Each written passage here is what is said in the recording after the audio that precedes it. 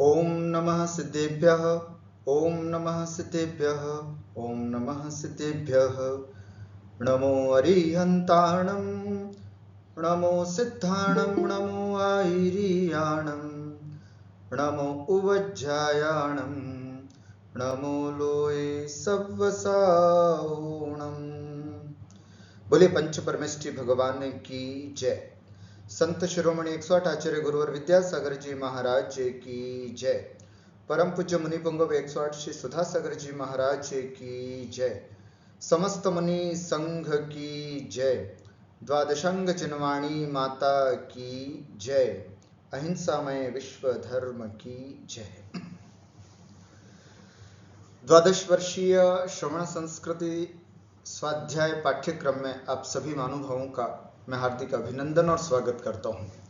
हम सब अभी द्वादश वर्षीय के प्रथम वर्षीय पाठ्यक्रम का यहाँ पर स्वाध्याय कर रहे हैं, जिसमें कुल 4 ग्रंथ हैं, जिसके अंतर्गत श्रवण संस्कृति सिद्धांत प्रवेशिका द्वितीय भाग का भी खंड ब अभी यहाँ पर हम पढ़ रहे हैं।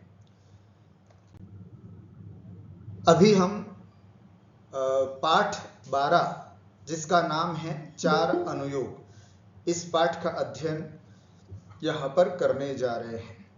आइए समझते हैं पाठ 12 4 अनुयोग।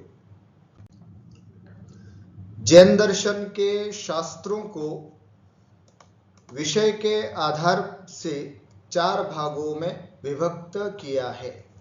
वह इस प्रकार है: प्रथमानुयोग, करणानुयोग, चरणानुयोग और द्रव्यानुयोग। हमारे अपने जितने भी शास्त्र हैं, उन सभी शास्त्रों को हमने इन 4 भागों में विभाजित किया है। अर्थात वे जितने भी शास्त्र हैं वे या तो कोई प्रथमानुयोग से संबंधित है, कुछ करणानुयोग से संबंधित है, कुछ चरणानुयोग से संबंधित है और कुछ द्रव्यानुयोग से संबंधित है। और कहने का तात्पर्य यहाँ पर क्रम भी यही बताया गया है।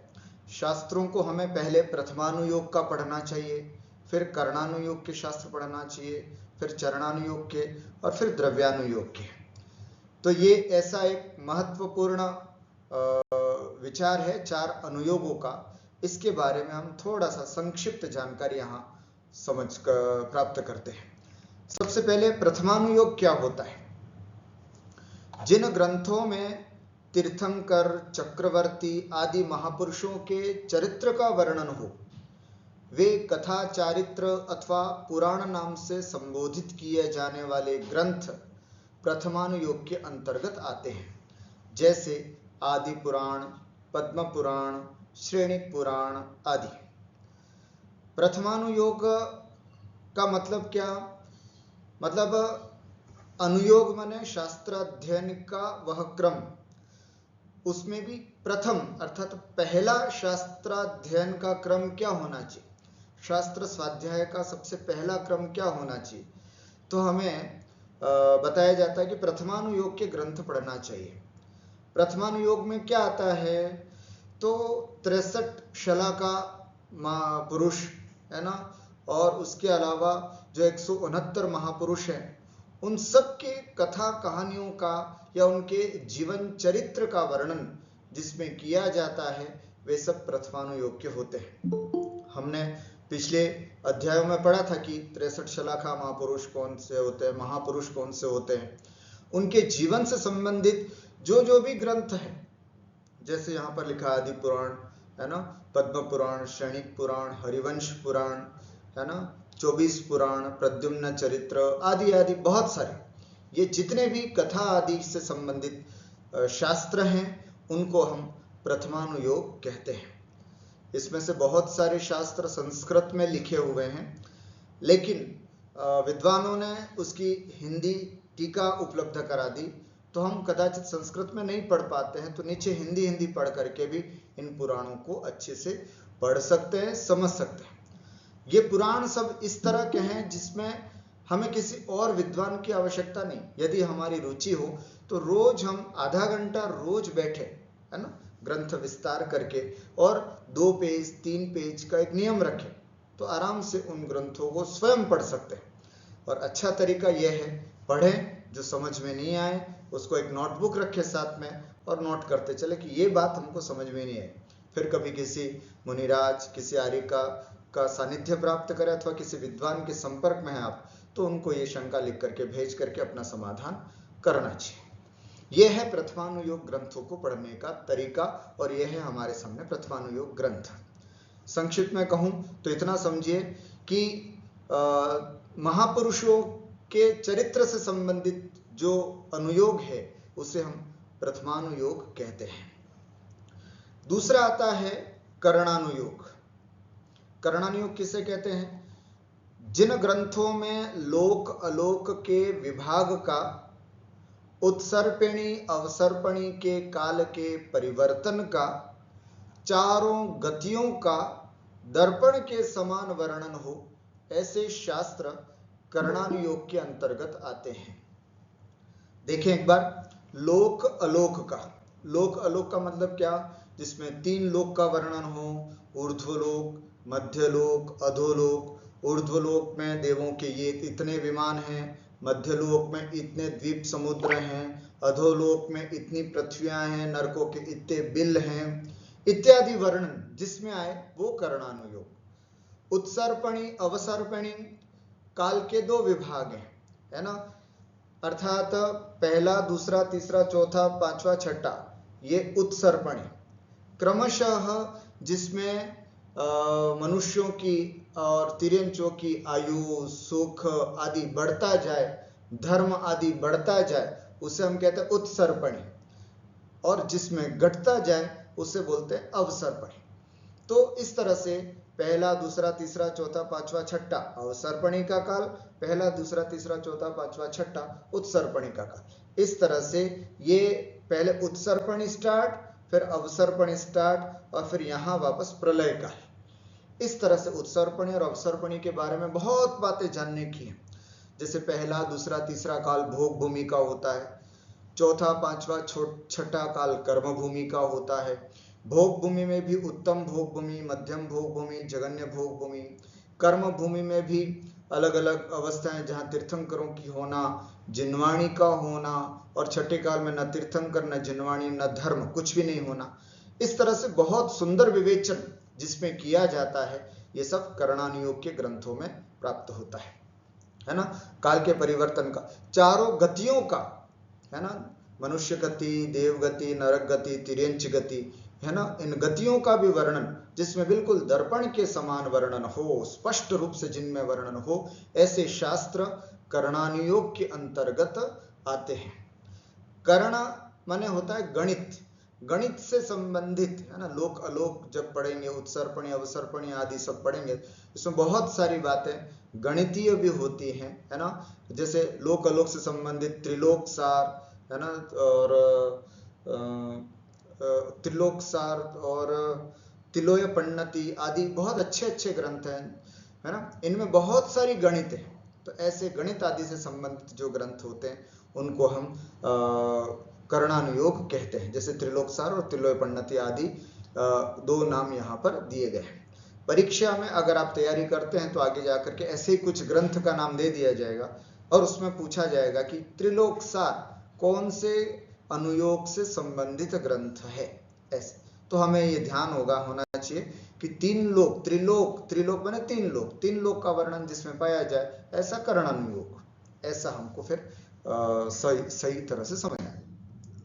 फिर आता है चरणानुयोग। चरणानुयोग क्या होता है? जो शास्त्र गृहस्थ और मुनियों के चारित्र की उत्पत्ति, विकास और रक्षा हेतु वर्णन करते हैं, वे चरणानुयोग के अंतर्गत आते हैं, है ना। किसमें? इसमें दोनों की बात आई है, गृहस्थों के आचरण की भी और मुनियों के आचरण की भी। चरण माने आचरण समझना। यहाँ पर चरणानुयोग मुनियों के आचरण की बात और गृहस्थों के आचरणों की बात। आचरणों की, चारित्र बोलो या आचरण बोलो, इसकी उत्पत्ति कैसे होती है, ऐसे कौन से कर्म का अनुदय होता है ना, उपशम होता है, तो या क्षरोक्षम होता है तो कौन से चारित्र की प्राप्ति होती है, इस तरह का वर्णन जिसमें पाया जाता है वो सब चरणानुयोग है।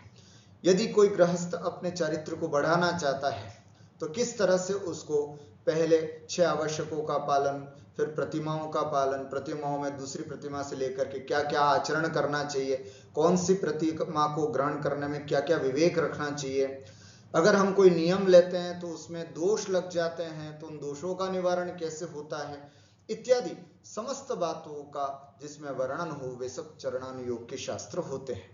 जिसमें मूलाचार, ये मुनियों के आचरण से संबंधित ग्रंथ है, मूलाचार है ना, साधुओं के आचरण की चर्चा जिसमें विस्तार से की गई है, ऐसा यह मूलाचार ग्रंथ है। और हम शास्त्रों के हम गृहस्थों के लिए पुरुषार्थ सिद्धि उपाय, रत्न करंडक, शावकाचार आदि ग्रंथ पाए जाते हैं। तो इन सब में है ना, तीनों ग्रंथों में ये मुनिराजों से संबंधित है, पुरुषार्थ सिद्धि उपाय और रत्न करंडक शावकाचार गृहस्थों से संबंधित है। ऐसे तीनों ही ग्रंथ जो है वो आचरण से संबंधित है, इसलिए चरणानुयोग के अंतर्गत इनको हम जानते हैं और समझते हैं। द्रव्यानुयोग, जिन शास्त्रों में 7 तत्व, 6 द्रव्य, 50 का वर्णन हो वे द्रव्यानुयोग के शास्त्र कहे जाते हैं। क्या समझना, जिन शास्त्रों में 7 तत्व, जीव, अजीव, आश्रव, बंध, संवर, निर्जरा, मोक्ष, 6 द्रव्य, जीव, पुद्गल, धर्म, अधर्म, आकाश और काल, 50 है ना, जीव, पुद्गल, धर्म, अधर्म, आकाश है ना, ये 5 अस्तिकाय, इन सब का वर्णन जिसमें हो वे सब द्रव्यानुयोग के शास्त्र कहे जाते हैं। अथवा ऐसा समझें कि जिसमें आध्यात्मिक चर्चा की जाती है वे सब द्रव्यानुयोग के शास्त्र हैं। आध्यात्मिक समझ से, आध्यात्मिक शब्द का अर्थ क्या है, आत्मा से संबंधित है ना, जिसमें आत्मा से संबंधित चर्चा की जाती है, आध्यात्मिक चर्चा की जाती है, उसे हम द्रव्यानुयोग के शास्त्र कहते हैं। तो अब इससे संबंधित कौन कौन से प्रमुख ग्रंथ हैं, तो कहा जाता है कषाय पाहुड़, समय सार, परमात्मा प्रकाश, द्रव्य संग्रह आदि, ये कुछ प्रमुख ग्रंथ हैं जिनको हम द्रव्यानुयोग की श्रेणी में रखते हैं। तो इस प्रकार से ये 4 अनुयोगों में हमारी पूरी जिनवाणी विभाजित की गई है। उपरोक्त चारों अनुयोगों के शास्त्रों के अध्ययन से हमें जैन धर्म के समस्त विषयों का ज्ञान प्राप्त हो जाता है। अतः हमें प्रतिदिन कुछ समय स्वाध्याय हेतु अवश्य निकालना चाहिए। कहा जाता है 4 अनुयोगों के शास्त्रों के अध्ययन से हमें जैन धर्म के समस्त विषयों का ज्ञान प्राप्त हो जाता है। अभी हम जिस 12 वर्षीय पाठ्यक्रम के अंतर्गत स्वाध्याय कर रहे हैं उसमें इन बातों का बड़ा ध्यान रखा गया है, अर्थात हमें प्रथमानुयोग के ग्रंथ भी इसके साथ साथ बताए गए हैं, है ना। उसके अलावा ये पहला भाग, दूसरा भाग, तीसरा भाग, छड़ाला, रत्नगण, शावकाचार आदि, ये कुछ इस तरह के क्रम से रखे गए हैं जिससे कि हमें आराम से चारों अनुयोगों का ज्ञान हो सकता है। हम लोग अभी जिस श्रेणी में हैं, जिस परंपरा से जुड़े हैं, उसमें सौभाग्य से हम चारों अनुयोगों का बहुत सुंदर और विस्तृत रूप से चर्चा या इन सब का स्वाध्याय अच्छे से करेंगे। अब हमें क्या करना है, बाय द टाइम आप सबको इन जैसे प्रथम वर्ष से संबंधित जो पुराण आपके इस कोर्स में लगे हैं उन पुराणों को भी हम स्वतः पढ़ते रहें और अतिरिक्त ग्रंथों में उसका भी स्वाध्याय हम करते रहें, जिससे कि उनकी भी परीक्षा अगर होगी तो आप अच्छे से उसको समझ पाएंगे। तो आप सबसे बस मेरा भी इतना ही कहना है इस पाठ से संबंधित कि यह चारों अनुयोग इस बात को इंगित करते हैं कि इनका क्रमशः स्वाध्याय होना चाहिए, और अगर हम अक्रम स्वाध्याय करते हैं, जैसे हमने अभी अभी तो धर्म जाना है और सीधा द्रव्यानुयोग का स्वाध्याय करते हैं, तो कहीं ना कहीं इसमें हमारी चूक हो जाती है। हमें क्रमशः प्रथमानुयोग, फिर करणानुयोग, फिर चरणानुयोग और फिर द्रव्यानुयोग, इस तरह के चारों अनुयोगों का स्वाध्याय करना चाहिए। बस इतनी सी बात, मैं इस पाठ को यहीं पर समाप्त करता हूँ।